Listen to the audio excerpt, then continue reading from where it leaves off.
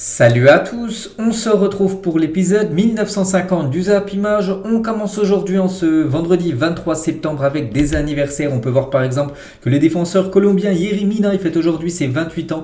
Le défenseur de l'équipe de Everton et il y a aussi l'Algérien de Nice, Hicham Boudaoui, il fête aujourd'hui ses 23 ans.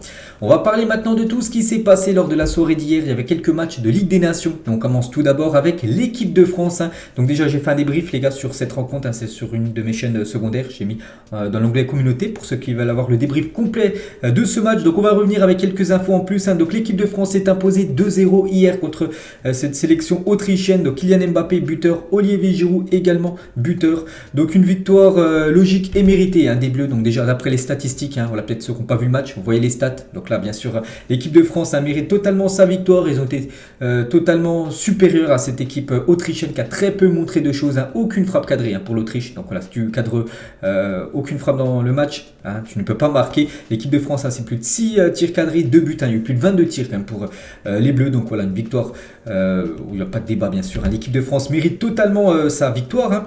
Et la une du journal L'équipe aujourd'hui nettement moins floue. Voilà, cette équipe de France, peut voir la célébration là, de Kylian Mbappé. Donc après 4 matchs sans victoire, c'est avec l'équipe de France en Ligue des Nations, c'était 4 matchs, aucune victoire. C'était 2 nuls, 2 défaites et enfin une première victoire. Donc il y a 2 mois de leur premier match de la Coupe du Monde contre l'Australie, les Bleus ont renoué avec la victoire grâce à Kylian Mbappé, auteur d'un incroyable raid solitaire, et Olivier Giroud qui a marqué son 49e but en sélection. Donc tout d'abord on va parler du sélectionneur Didier Deschamps qui a lâché quelques déclarations. Donc est-ce que c'est un match rassurant pour Deschamps? Il a dit: il n'y a rien de mieux que la victoire, elle nous a fui au mois de juin. C'est une période qui a été compliquée, mais ce soir les joueurs ont été récompensés, ce sont des compétiteurs, peu importe qui est là, il y a des devoirs et des obligations en équipe de France. On a la chance d'avoir une belle ambiance pour notre dernier match de l'année à domicile avant de disputer cette Coupe du Monde. Donc en juin ça ne s'est pas bien passé, donc c'est une très belle soirée hier cette victoire 2-0. Donc un journaliste lui a posé une question sur Giroud. Giroud encore marqué, il est à 2 buts de Thierry Henry. Comment interpréter l'ovation du public parce qu'elle est sortie en fin de match. Giroud il a dit: ce n'est pas moi d'interpréter. Olivier le mérite. Je suis très content pour lui. Il a eu des périodes difficiles en club. Il a toujours été performant avec nous. Si je l'appelle, c'est pour qu'il marque des buts. Et il a eu de nombreuses combinaisons avec Kylian Mbappé. C'est qu'il y a une très bonne relation Mbappé-Giroud hier. Une autre question d'un journaliste pour Deschamps: est-ce que ça change votre réflexion pour l'emmener à la Coupe du Monde, en parlant de Giroud, parce que par exemple lors du dernier rassemblement il n'était pas convoqué, un attaquant de l'AC Milan. Il faut qu'il continue de performant, mais n'interprétez pas ce que je dis. Est-ce que j'ai dit qu'il y serait ou pas? Non, mais il fait tout pour y être. Il a de la concurrence à tous les postes, bien sûr, donc surtout en attaque. Je peux avoir de la marge en prenant 26 joueurs, mais tant mieux de le voir comme ça. Je vais avoir le temps de réfléchir s'il va le convoquer ou non, tout simplement, à ce genre Olivier. Donc vous êtes repassé un système à 3 défenseurs centraux. Qu'en avez-vous pensé? Donc il a dit: on a été efficace et solide défensivement. À part une demi-occasion, on n'a vraiment rien laissé à cette équipe autrichienne qui nous a posé plus de problèmes en juin. Chez elle, il y avait eu match nul 1 partout lors du match aller. Donc avec moins de temps de préparation et l'incertitude sur le système de l'adversaire aussi, Jonathan Klaus a apporté beaucoup de choses. On l'a vu peut-être plus haut que Ferland Mendy, car on voyait souvent Kylian Mbappé à gauche. Je m'attendais à ce qu'on ait plus de difficultés face au 4-4-2, mais nos déplacements n'ont pas laissé le temps à cette équipe de s'organiser, cette équipe autrichienne qui a beaucoup galéré hier, du côté du Stade de France. Donc il a dit: vous avez 2 nouvelles blessures, est-ce que la conséquence du calendrier est chargée? Il a dit: on en avait beaucoup avant et on en perd encore 2, enfin 2 joueurs.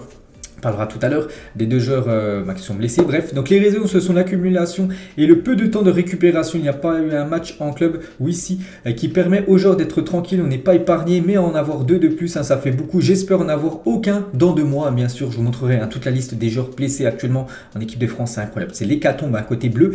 Donc il a dit: mais il y a eu des nouveaux qui ont performé, les nouveaux joueurs. Par exemple, on pense à Fofana ou même Badiachile. Il y a des joueurs qui ont déjà connu cette expérience à partir du moment où ils ressentent, ils restent au plus haut niveau avec leur club. Ils sont là pour encadrer les plus jeunes. Pour eux, il faut gérer l'aspect émotionnel. Ça dépend du caractère des uns et des autres. Mais il y a du potentiel et quand ils sont bien épaulés par les anciens, il y a beaucoup de concurrence. Et comment jugez-vous les prestations de Benoît Badiachile et Youssouf Fofana? Beaucoup de sérénité et de confiance, certains de l'expérience et des débuts plus compliqués. Ils jouent en Ligue 1, mais aussi dans des compétitions internationales. C'est une accélération pour eux, bien sûr, maintenant d'avoir le niveau international, le niveau équipe de France. Donc voilà, toutes les déclarations de Didier Deschamps, il a fait tout ça ça à la fin du match. J'ai voulu être complet, bien sûr, sur tout ce qu'a dit Deschamps. Il a composé cette équipe, les gars. Le 11 de départ, donc avec par exemple Mbappé, Griezmann, Giroud. C'était la compo probable que j'ai montré hier. En gros, c'est la compo officielle qui a commencé la rencontre hier. Et on va parler tout d'abord d'Olivier Giroud. Buteur Giroud, donc magnifique but de la tête, il est parti chercher comme son 49e but en équipe de France.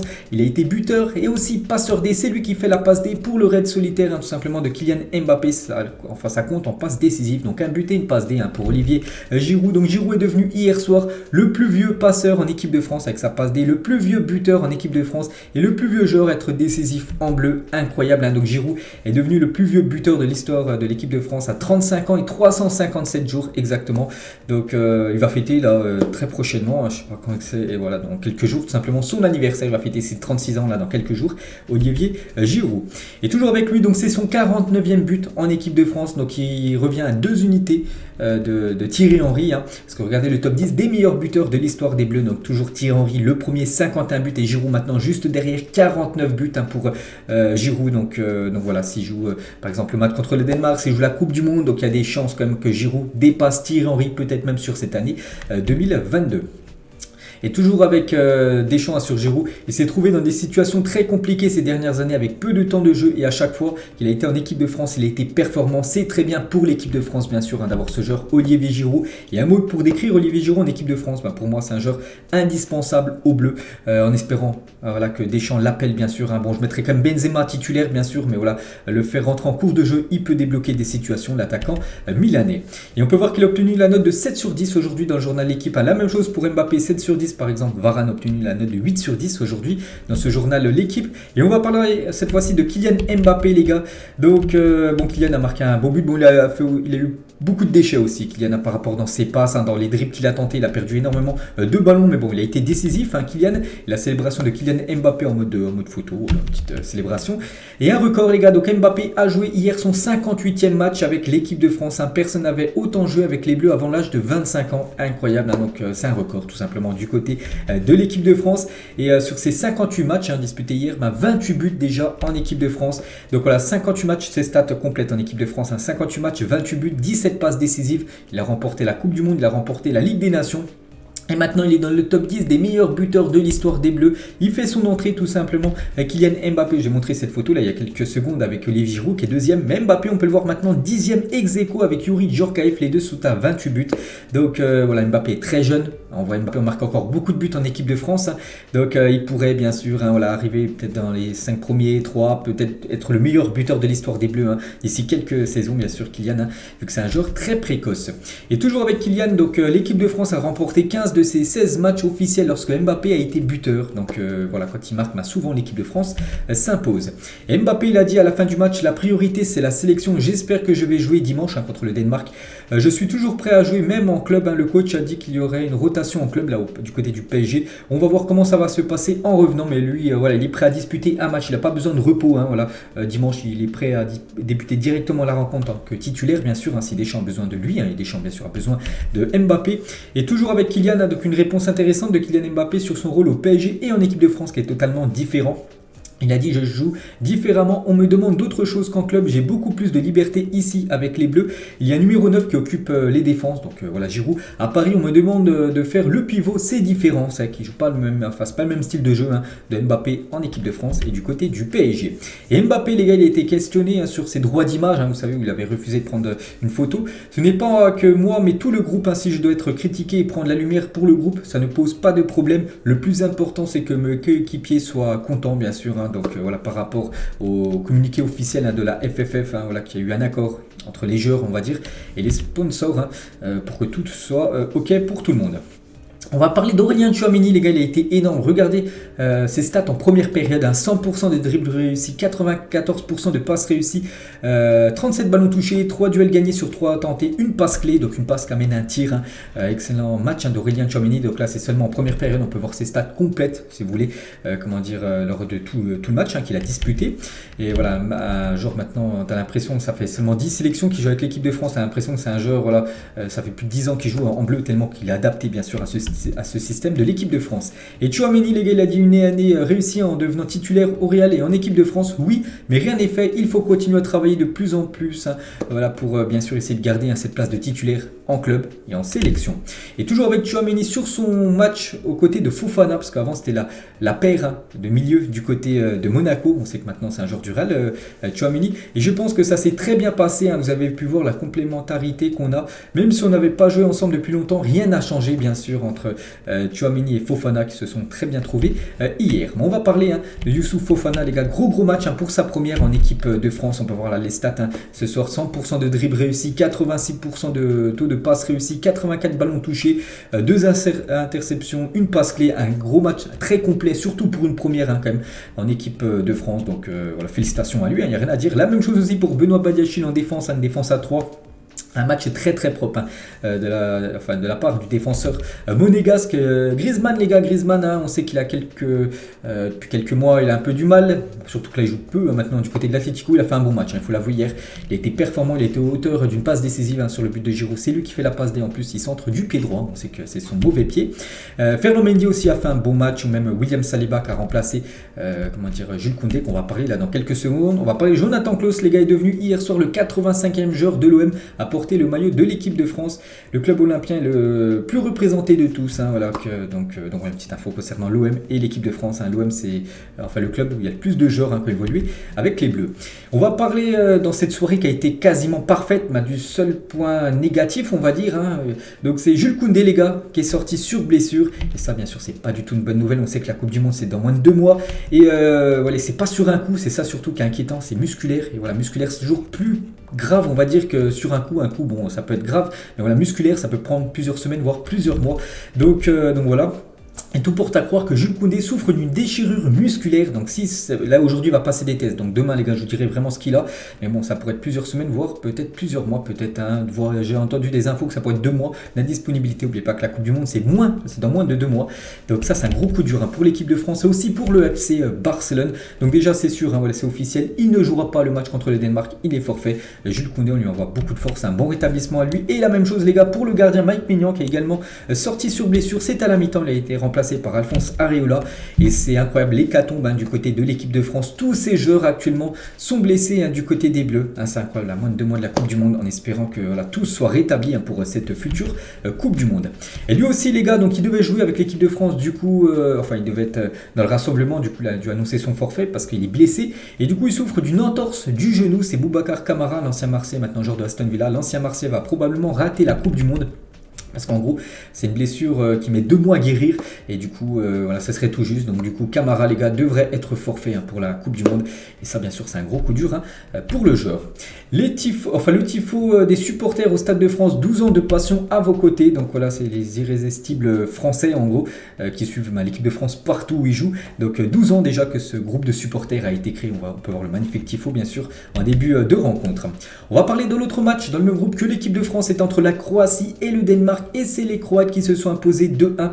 Donc Sosa Madjer, le joueur de Rennes qu'on parle beaucoup actuellement, a été buteur côté Croatie, et Eriksen buteur côté danois. On peut voir les stats de la partie, donc j'ai pas vu le match, voilà, j'ai regardé bien sûr l'équipe de France, mais on peut voir c'est quasiment du kiff-kiff. Voilà, la Croatie c'est 4 tirs cadrés, le Danemark c'est 4 tirs cadrés. Bon, on peut voir que la Croatie a été plus efficace que les Danois. Et côté Danemark les gars, c'est Christian Eriksen qui a marqué un but, en plus un magnifique but, donc le but incroyable de Christian Eriksen face à la Croatie. Donc là c'est un screenshot, je peux pas montrer les vidéos à cause des droits d'auteur, donc il tire de là à peu près, on peut le voir, je sais pas si vous le voyez, mais moi je le vois bien sûr avec le ballon, et c'est parti en pleine lucarne, la balle magnifique, magnifique réalisation de Christian Eriksen. On peut voir le maillot spécial du Danemark, un maillot tout noir hier qu'ils ont porté du côté de la Croatie. On peut voir là 2 grands joueurs, Eriksen avec Luka Modric. Luka Modric, encore un gros match de la part du joueur de la Croatie les gars, plus de 92 ballons touchés, 66 passes réussies. Donc voilà, encore des stats complètement folles bien sûr pour le milieu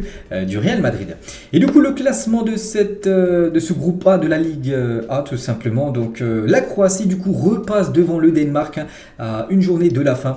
Donc l'équipe de France n'est plus dernière, l'équipe de France est 3e. Donc le dernier match, la France se déplace du côté du Danemark et l'Autriche reçoit la Croatie. Donc la France, va falloir essayer de faire un résultat du côté du Danemark, il va falloir faire un meilleur résultat en gros que les Autrichiens. N'oubliez pas que cette quatrième place, c'est de la relégation. Donc voilà, l'Autriche reçoit la Croatie va vouloir faire un résultat pour garder cette première place, pour aller au final four. Donc voilà, tout va se jouer, ça sera dimanche soir. On va parler de l'autre groupe aussi, il y avait un autre groupe qui se disputait en Ligue des Nations. Pologne, Pays-Bas, et c'est les Pays-Bas qui se sont imposés 2-0. Gakpo et Bergwijn a été buteur, côté néerlandais. On peut voir les stats de la partie. Donc plus de tirs, après voilà, 2 tirs cadrés des deux équipes, mais les Pays-Bas ont été 100% efficaces sur leurs 2 tirs cadrés. Ils ont inscrit les 2 buts et les Pays-Bas de Louis van Gaal n'ont pas perdu un match depuis le 27 juin 2021. Le coach néerlandais est invaincu depuis qu'il a repris la tête de l'équipe nationale. Ça fait plus d'1 an que les Pays-Bas ne se sont pas inclinés, tout match confondu. Donc voilà, une équipe bien sûr à prendre au sérieux, cette équipe des Pays-Bas. N'oubliez pas que les Pays-Bas sont dans le groupe du Qatar, même du Sénégal. Donc ils joueront, je crois, les premiers matchs de la future Coupe du Monde. Et à 38 ans, les gars, Remco Pasveer, donc le gardien néerlandais, a disputé son premier match en sélection à 38 ans.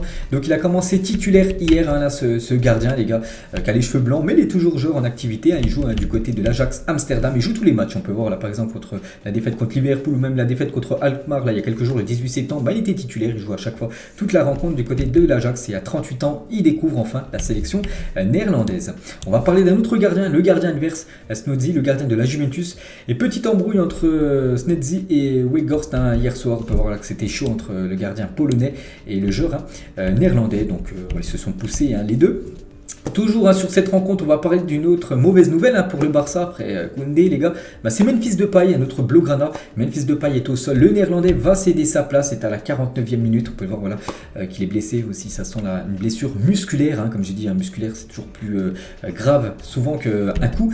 Donc voilà, et Memphis Depay également blessé. On peut voir qu'il était dépité, bien sûr, en sortant. Louis van Gaal, le coach, à propos de la blessure de Memphis. C'est dommage que Memphis ait dû partir avec cette blessure. Ça n'a l'air bien. Ça n'a l'air pas bien. Et je ne le vois pas jouer contre la Belgique dimanche. Donc il devrait être forfait pour le gros match entre l'équipe néerlandaise et l'équipe belge dimanche soir. Donc voilà, il sera forfait. Et Louis van Gaal, les gars, à propos du remplacement aussi de Frenkie de Jong, pour vous dire encore une autre mauvaise nouvelle pour le Barça. Frenkie de Jong est sorti à la mi-temps. Donc il a ressenti une certaine tension dans ses muscles. C'est pourquoi je l'ai retiré. Mais Frenkie m'a dit qu'il s'attendait à être prêt pour jouer contre la Belgique. Donc voilà, c'est De Jong qui a dit que normalement ça devrait le faire contre la Belgique. Mais voilà, De Jong est également sorti sur blessure. Enfin, il est sorti à la mi-temps par précaution. Donc voilà, ça n'a pas été une bonne soirée, on va dire, pour le FC Barcelone, parce que tous ces joueurs que je vous parle qui sont blessés, c'est des joueurs qui appartiennent à l'équipe Blaugrana. Lewandowski, joueur du FC Barcelone, il jouait contre Frenkie de Jong lors de ce match Pays-Bas. Pologne, il y avait aussi la Belgique dans le même groupe contre le Pays de Galles, et la Belgique s'est imposée 2-1 contre les Gallois. Donc on peut voir les 3 buteurs de cette rencontre. On peut voir les stats de la partie. Bon, la Belgique a complètement dominé cette équipe galloise. Donc plus de 19 tirs comme pour la Belgique, seulement 3 tirs cadrés, ils ont marqué 2 buts. Ils ont été meilleurs et surtout efficaces, plus efficaces que leur adversaire. Kevin De Bruyne, un joueur qu'on ne présente plus, les gars, de nouveau il a été décisif, un but et une passe D pour Kevin De Bruyne. Donc encore un gros match de sa part, et De Bruyne a inscrit son 25e but international hier soir avec la sélection belge. Il y avait aussi les retrouvailles entre Eden Hazard et Gareth Bale, l'ancien joueur du Real Madrid qui a pris la direction de la MLS. Donc il a retrouvé Eden Hazard, toujours joueur du Real Madrid. On peut voir bien sûr la belle complicité, la belle amitié entre le Gallois et le joueur Eden Hazard. Et du coup ce classement, les gars, donc les Pays-Bas toujours en tête devant la Belgique. N'oubliez pas que le dernier match, ça sera les Pays-Bas qui reçoivent la Belgique. Donc en gros, la Belgique devra absolument s'imposer lors du dernier match. En plus, avec un gros résultat. S'ils veulent, en plus, ça sera aux Pays-Bas le match. S'ils veulent aller au final four, donc un match nul suffit aux Pays-Bas pour se qualifier pour le final four, bien sûr. Donc la Pologne 3e, donc les Pays de Galles, normalement, ça devrait jouer en Ligue B lors de la prochaine édition de la Ligue des Nations. Il y avait aussi la Turquie contre le Luxembourg. C'était dans la Ligue C, je crois. Oui, c'est ça, Ligue C. Et on peut voir que la Turquie accrochée par le Luxembourg 3 partout. Le Luxembourg, c'est 3 tirs cadrés, 3 buts. Ils ont été très efficaces, les attaquants du Luxembourg. À noter que Under, les gars, l'attaquant Marseille, a été buteur dans cette rencontre. On peut voir tous les autres résultats. Voilà, j'ai parlé des plus grosses équipes. On va parler pas de tous les autres matchs. Par exemple, Lituanie, il fait rouer. Il y a eu un partout. Voilà, si vous vouliez avoir le résultat de cette équipe. On peut voir le programme aujourd'hui. Donc en Ligue A, donc les plus grosses équipes. Donc l'Allemagne contre la Hongrie et l'Italie contre l'Angleterre. On peut voir aussi tous les autres matchs des autres ligues. Et concernant ce Italie-Angleterre, qui est la dernière finale de l'Euro. Donc Donnarumma va faire son grand retour à San Siro donc ce soir à l'occasion de Italie-Angleterre, donc c'est le gardien numéro 1 de l'Italie, donc il va faire son retour à San Siro, peut-être il pourrait se faire peut-être siffler par ses anciens supporters, vu qu'on sait qu'il avait quitté le club gratuitement pour rejoindre l'équipe du PSG. On peut voir aussi le gros programme des matchs amicaux, donc je ne vais pas tout citer, mais voilà, il y en a pas mal. Par exemple, en grosse équipe, l'Uruguay jouera contre l'Iran, l'Égypte contre le Niger, je sais pas, tiens, le Brésil-Ghana ce soir du côté du Havre à 20h30, Algérie, Guinée, Mali, Zambie, Maroc, Chili, donc l'Allemagne contre l'équipe de France, je crois que c'est un match amical, voilà, que je cherchais, voilà, c'est tout au-dessus à 18h15, c'est les espoirs, c'est un match amical ce soir, des Bleus. Et concernant l'Argentine, l'Argentine joue dans la nuit, la nuit prochaine à 2h du matin, l'Argentine joue contre l'Honduras, et quelques photos de la sélection argentine avec Léo Messi bien sûr en tête d'affiche. On peut voir aussi les autres joueurs comme Otamendi, même Lautaro Martinez bien sûr, l'attaquant de l'Inter qui est sélectionné avec l'Argentine. Et côté norvégien les gars, la Norvège joue demain et on sait qu'il y a un joueur vedette, c'est Erling Haaland. Il y a une petite photo de Haaland bien sûr demain qui affrontera la Slovénie dans quelques jours, l'équipe de la Serbie en Ligue des Nations. On va parler de la première ligue, tiens, ça concerne Erling Haaland, parce qu'on sait qu'Haaland avait remporté le prix du meilleur joueur du mois d'août en première ligue. Donc pour le mois de septembre, on connaît les 6 finalistes, donc ça peut être Billing, De Bruyne, Holmberg, Iwobi, Ramsey et Marcus Rashford. Voilà, parmi ces 6-là, un sera récompensé en tant que meilleur joueur du côté du championnat anglais. Il succédera tout simplement à Erling Haaland qui n'est pas nommé pour ce mois de septembre. Et concernant les coachs, les gars, ça sera soit Conte, soit Erik ten Hag ou soit Gary O'Neill, le coach de Bournemouth. Donc voilà, parmi ces trois-là, un sera bien sûr récompensé là dans quelques jours. Et concernant notre championnat, le championnat de Ligue 1, les gars, sans surprise, c'est Neymar. Les gars, on avait le choix entre Neymar, Messi et Sotoka, l'attaquant de Lens. Et du coup, c'est Neymar, sans surprise, qui reçoit le prix du meilleur joueur du mois d'août en Ligue 1. Un petit rappel de ses statistiques lors du mois d'août en Ligue 1, 7 buts et 6 passes décisives pour Neymar. Donc simplement mérité, bien sûr, pour lui. On va parler de Adidas et c'est officiel, Adidas dévoile les nouveaux maillots de l'Algérie disponibles dès le 14 octobre prochain, donc dans un peu moins d'un mois. Donc vous aimez, donc je vais vous montrer donc déjà le maillot domicile, le maillot vert, voilà, le maillot algérien, et le maillot extérieur voilà, de l'Algérie, bien sûr, toujours sponsorisé par Adidas. N'oubliez pas que j'en avais parlé il y a quelques semaines, normalement Adidas et l'Algérie, ça devrait se finir là dans quelques mois. L'Algérie devrait trouver un nouveau équipementier, bien sûr, pour sa future collection. On revient 26 ans, jour pour jour en arrière, Arsène Wenger devenait tout simplement le nouveau coach de l'équipe de Arsenal. Donc coach français bien sûr, Arsène Wenger qui a longtemps été le coach des Gunners, donc il y a 26 ans jour pour jour, voilà, s'il était officialisé en tant que coach de l'équipe première des Gunners. On va parler de Wanda Nara et Mauro Icardi, c'est fini, voilà, on a beaucoup parlé de Icardi, pas trop avec le football, mais surtout par rapport à son agent et sa femme, qui est Wanda Nara. Et du coup, Wanda Nara a mis, et là, c'était hier soir, dans la soirée, a communiqué sur sa story Instagram. Bref, en gros, qu'elle dit qu'il se sépare tout simplement. Donc voilà une petite info concernant l'attaquant argentin et son agent. On va parler de Ronaldo R9. Et un documentaire original de DAZN sur la carrière de Ronaldo, le Brésilien, sortira le mois prochain. N'oubliez pas qu'hier il a fêté son anniversaire, hier il a fêté ses 46 ans je crois, donc voilà, c'était son anniversaire hier et là il y aura un documentaire spécial sur sa carrière bien sûr. R9 qui est considéré comme pour beaucoup comme le meilleur numéro 9 de l'histoire du football. Donc n'oubliez pas qu'il a battu le record du transfert le plus cher 2 fois à l'âge de 21 ans. À 23 ans, il avait déjà marqué plus de 200 buts en club et en sélection, élu 3 fois meilleur joueur FIFA de l'année et 2 fois Ballon d'Or. Phénoménal Ronaldo, bien sûr. Roberto Carlos, il a dit par exemple sur Ronaldo dans ce documentaire qui va sortir le mois prochain. Donc Ronaldo était unique, il faisait des choses sur le terrain que personne n'avait jamais fait ou ne pouvait pas faire tout simplement. Diego Simone sur R9, le coach de l'Atlético qui était avant, bien sûr, footballeur. Il avait joué avant du côté de l'Inter en compagnie de Ronaldo. C'était un bon, vous pouvez voir le mot après, parce qu'il pouvait tout faire sur le terrain, bien sûr, tellement qu'il était bon, tellement qu'il avait de talent, tout simplement. Ce genre R9 ou même Paolo Maldini, l'ancien défenseur italien. Les 3 meilleurs joueurs que j'ai vus dans ma carrière, Messi, Maradona et Ronaldo. R9. Et on finit les gars cet épisode aujourd'hui, on revient avec cette affaire, l'affaire des frères Pogba, parce que ce matin, on a pu voir tout simplement que Mathias Pogba qui publie une lettre ouverte à son frère Paul dans laquelle il règle ses comptes. Il demande aussi aux suiveurs de l'affaire de se méfier des médias qui pourraient manipuler l'affaire dans l'intérêt de le rabaisser au profit de Paul. Donc voilà, c'est une longue communiqué, donc je ne vais pas tout lire les gars, je vais juste revenir sur quelques déclarations fortes quand même de Mathias Pogba sur son grand frère Paul Pogba ou son petit frère, je sais plus c'est lequel qui est plus grand que l'autre. Bref, on s'en fiche. On revient les gars sur les déclarations de Mathias Pogba. Donc tout d'abord, j'espère avoir la chance de pouvoir développer ce récit en détail en l'accompagnant de témoignages afin qu'il n'y ait aucun doute sur la véritable personnalité de mon frère, pour que quelconque le rencontre soit sur ses gardes, bien sûr, se méfier de Paul Pogba. D'après, moi j'aurais juste les infos, bien sûr, de Mathias Pogba. Donc toujours Mathias Pogba sur Paul Pogba. Donc mon frère a énormément payé pour ses prestations mystiques, au moins 4 millions d'euros. Cela pendant que toute sa famille était dans le besoin, à croire qu'il échangeait sa famille contre sa réussite personnelle, sa réussite sportive. Voilà ce qu'il a pu dire aussi. Mathias Pogba sur Paul Pogba. Toujours Mathias Pogba sur son frère Paul faisait appel au marabout, qu'on a souvent entendu parler là ces dernières semaines, donc il le dit. Donc il faisait appel au marabout 1 à 2 fois par mois pour des montants payés en liquide tournant autour de 75 000 à 100 000 euros à chaque fois. À chaque fois qu'il appelait, Paul Pogba il appelait le marabout, il payait quasiment 100 000 euros pour une prestation. En gros, c'est quand même énorme, les sommes d'argent évoquées. Toujours un Mathias Pogba sur son frère. Le travail du marabout pour Paul consiste à lui prédire l'avenir, le faire briller, améliorer ses performances, saboter les matchs et jeter des sorts à ses ennemis ou d'autres footballeurs pour détruire leur potentiel. Donc voilà en gros pourquoi Paul Pogba appelait ce marabout, pour jeter des sorts, pour améliorer ses performances en club ou même le faire briller. Toujours avec Mathias Pogba, par exemple, un fait du marabout. Donc le marabout a fait des travaux de divination et manipulation de résultats de match, comme pour la finale de l'Euro 2016 où il se passa des choses bizarres comme la nuée de papillons juste avant le match. Donc moi je vous reprends tout ce qui a été dit bien sûr dans la vidéo, et il parle de nuée de papillons. C'est vrai que par exemple on se souvient, je sais pas si vous vous souvenez, je vous le dis les gars, lors de cette finale de l'Euro 2016 entre le Portugal et l'équipe de France, il y avait beaucoup de papillons du côté de la pelouse du Stade de France. On peut même voir une photo où Ronaldo avait un papillon simplement sur la tête. J'ai retrouvé un document, un article en gros, Euro 2016, finale de Portugal-France, la pelouse envahie par des papillons de nuit. Donc après, je sais pas bien sûr si c'est en relation avec ce que le marabout a fait, je ne sais pas, moi je vous dis les infos.